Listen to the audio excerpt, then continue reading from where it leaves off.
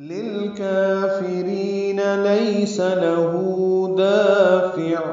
للکافرین لام کو لام سے ملانا ہے، دونوں لام باریک پڑھنے ہیں، دوسرے لام پہ اظہار ہے، کافرین میں کاف باریک پڑھا جائے گا، 2 حرکات لمبا کریں گے، کا الف مدہ ہے، فا کو جلدی پڑھیں گے، را کو لمبا کریں گے، 2 حرکات، را باریک پڑھیں گے، رین للکافرین لیس، یہ لیس یا لین ہے، لیسا نہیں پڑھنا، معروف طریقے سے پڑھنا ہے، لیس لہو،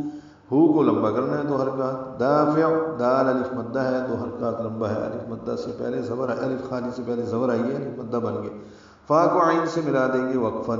ملانا ہو تو تنوین کے بعد میم آنے کی وجہ سے دافعون، دونوں آیتیں ملا کر پڑھیں گے تو ادغام کرنا ہوگا۔ ایک مانگنے والے نے عذاب کا مطالبہ کیا ہے جو ضرور واقع ہونے والا ہے،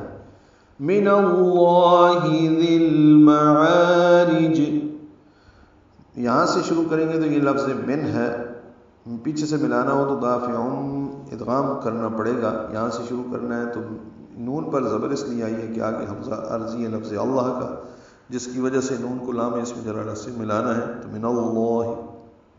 لام کو یہاں پہ پر پڑیں گے کیونکہ نون پر زبر آئی ہے، اور 2 حرکات لمبا بھی کریں گے، اس کا الف مدہ بھی پر ہوگا۔ ذیل معارج میں دال کو نرمی سے ادا کریں گے، یہ یا نہیں پڑھیں گے، ذی المعارج، ذیل معارج ہو گیا، دال کو لام سے ملا دیں گے، عین وستحلق سے ادا ہوگا، الف مدہ ہے، 2 حرکات لمبا ہے، را کو باریک پڑھیں گے زیر کی وجہ سے اور جیم سے وقفاً ملا دیں گے، ذیل معارج، اب جب جیم سے ملایا تو جیم ساکن ہو گیا،